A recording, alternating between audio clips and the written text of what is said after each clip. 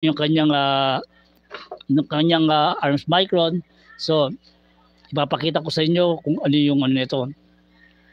If you stress mo ng ganyan, then ganyan mo to. So it's like nakapag-create tayo ng guitar. It's like guitar.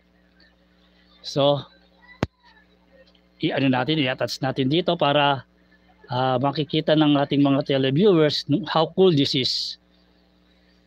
Diba? Parang how cool this toy is. Kaya may butas yan dyan. Yan o. So, if you attach that, then pwede natin siyang i-incorporate ng ganyan.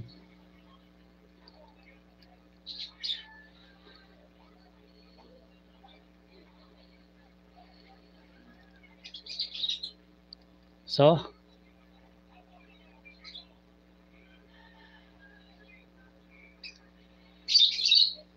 diretso natin.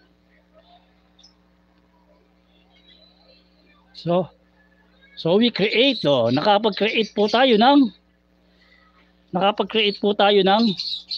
guitar. Just like yung guitar. Igano natin yung kanyang para to extend this foot. Yan, para mas magandang maging ano niya yan. It's like a guitar, see? Yun ang kagandahan nitong ano to yun na to. Nakikita nyo na we create something.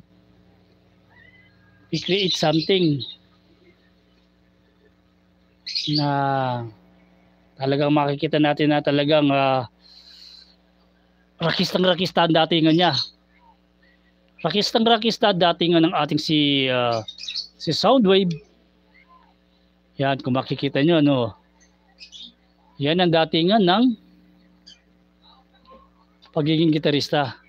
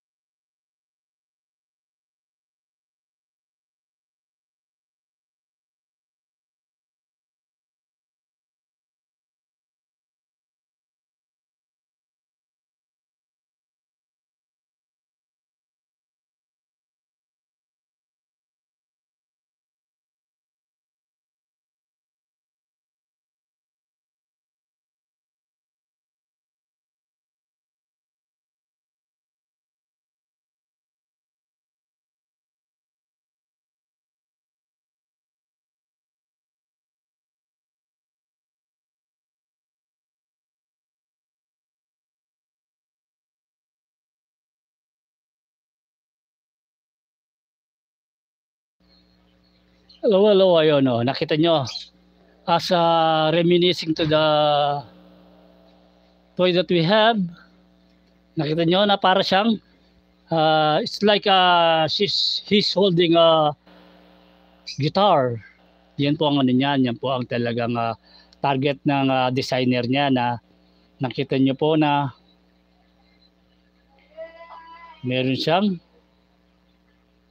parang guitar, yung kanyang weapon na yung kanyang weapon na si Scorpion na it's turning into a guitar. So, di ba maganda? Nakikita niyo yung yung kanyang and besides, kung nakapapansin niyo yung pinakadulo mismo ng dulo mismo ng kanyang yung ng guitar niya. Kung napanood niyo po yung series ng Transformer Prime, meron pong scene doon talagang ginamit niya yung mga tentacles niya yun eh.